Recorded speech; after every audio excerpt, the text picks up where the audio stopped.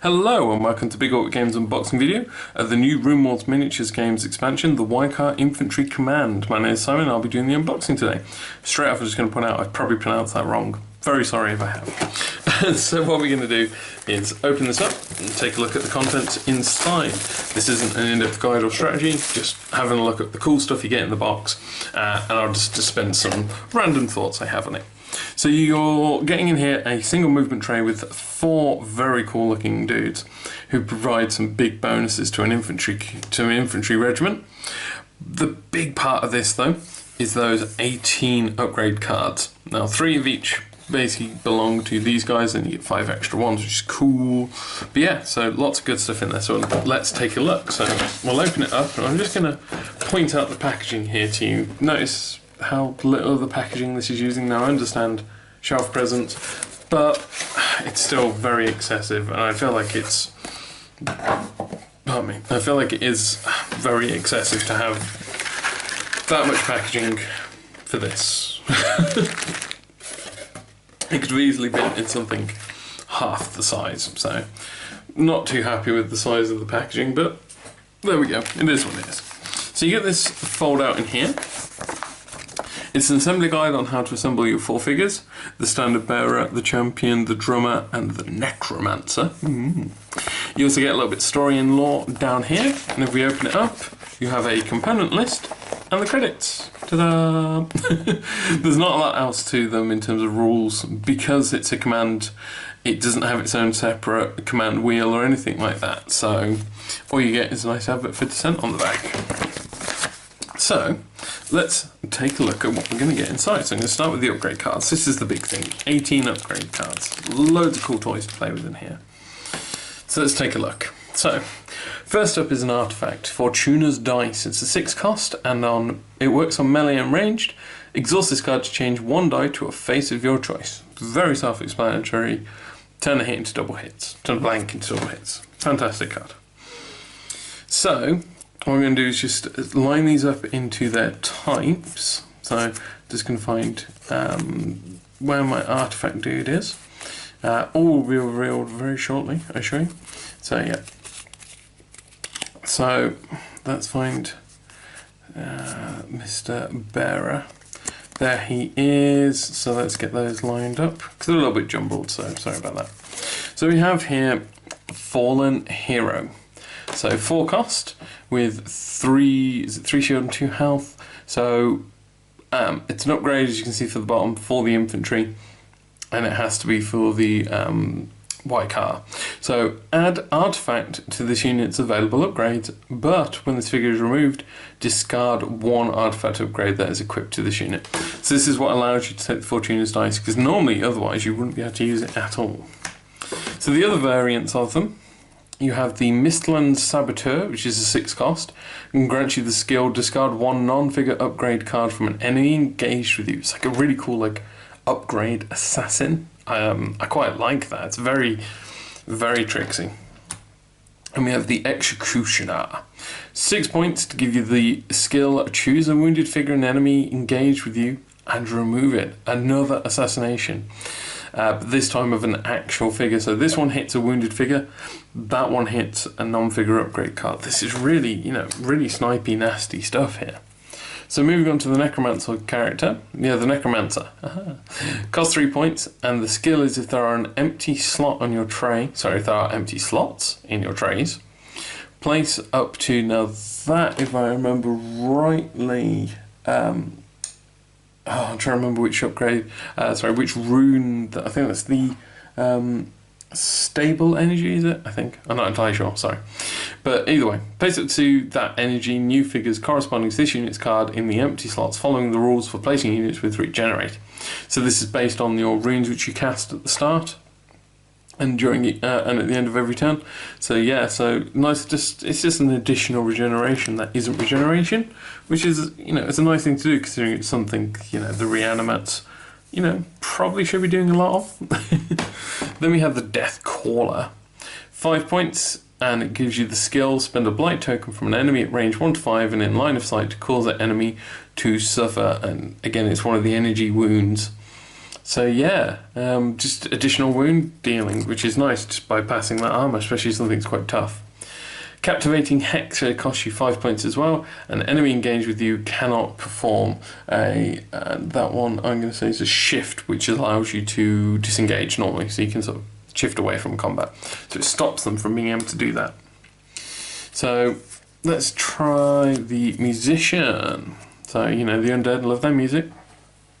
We have the Aggressive Drummer, 5 points. When you perform a move, treat it as a modified charge. You do not receive panic tokens for failing to collide with an enemy during a charge. Nice and simple ability on there. Probably my preferred one because I don't like failing those charges. So yeah, it's quite nice. I like that one. Marching Drummer is 2 points. When you perform a move, you may treat it as modified by a bank. So yeah, you can turn on moving, which is really useful. Triumphant Cry, 3 points, and after an enemy you engage with is destroyed, you may perform a reform. So it allows you to turn around and target someone else. And I just realised that's not actually the Musician, it's just the same upgrade slot. Tactical Drummer is 2 points. You do not receive panic tokens for disengaging from enemies. That's quite useful. So it allows you to get that nice bit of repositioning on there. So next up we have the Standard Bearer, Blighted Vixilum Bearer. So 3 points, and when you collide with an enemy or an enemy collides with you, they receive 1 Blight token, just passing on those Blight tokens all the time. Profane Banner allows you to have the Protector skill. So essentially when you're in combat, if you're in a multi-combat, they have to hit you first, or the ones with Protect first anyway. And that costs 5 points. So it allows you to like help, so like a Carrion or your hero, because they have to weigh you through your mass infantry first. And then with the Raven Standard Bearer, which is 3 points, and the initiative of your red actions is decreased by 1. And normally saying decreased is bad, but obviously in this case it means you're going to activate that a little faster. I think that is the one that I would take every time. Speaking of banners, we do have the Raven Tabards, which is 2 points. And the initiative of your blue actions is decreased by 1. So it lets you be that little bit more manoeuvrable. So interesting decision to make between them there. Then we have the training upgrade, Simultaneous Orders, 2 points. After you perform a skill, you may resolve the effects of another of your skill abilities. It's just, especially with the blights and stuff like that, it's just a great little combination, that of the Simultaneous Orders. I can see this being used a lot. File Leader is 6 points. After an enemy collides with you during a charge, perform a melee targeting that enemy before that enemy's melee. Melee. This melee can only be performed while your command island is revealed with a melee selected. So yeah, you need to have attacked early to get this off. Before your opponent actually manages to charge into you that turn. But still pretty cool. One of my least favourites though, is the 6 points for the what's a slightly situational ability. It is good, and I'm sure I'm going to have someone beat me with it, but you know, personal preference when reading it, not huge, and it takes up the champion slot as well. And then we have Shield Wall, which is an equipment. So 5 points. And while defending, if you have more traits in the attack, you may exhaust this card to increase your defense by 1 for this attack. And this was in the core set, so I don't really say much about it other than tanky tank. So there we go, that is all the upgrade cards you get in there. Plenty of stuff to be playing with. Really makes your infantry units just that much more dynamic and makes it a lot of differences. You definitely want to be getting one of these for each of your units. So let's have a look at the figures, speaking thereof. So the Necromancer is whole. Look at that. So normally you have to assemble at least something on these models, but no. The Necromancer is whole. Nice little ribcage staff there. Not sure how practical that is, but but no, the detail's nice, especially on the cloak. You got this chain coming down the back of him. It's quite a Spartan model. In terms of like, there's only like this chain and a pouch basically. There's nothing else huge going on, but the cloak is so sort of engraved, all these lines and stuff. You can get some nice sort of shading work going on there, a bit of inking and stuff. So yeah, it's quite a nicely done model, that one, the Necromancer. The other one that is mostly complete, I think this one is the Champion. I say that, there's a great big hole in the front of him.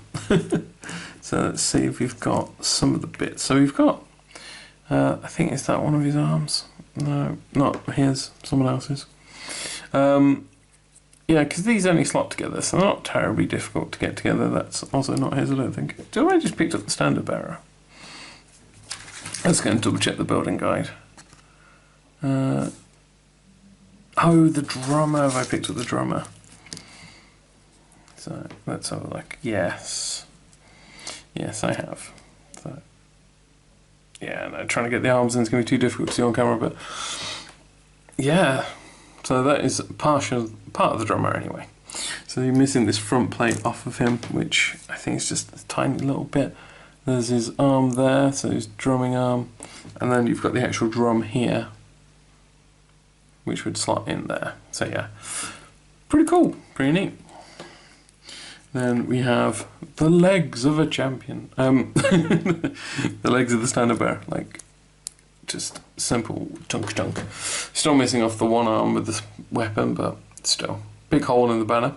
Seems a bit bad to do that, but no, there's again lots of detail present there, lots you can play with.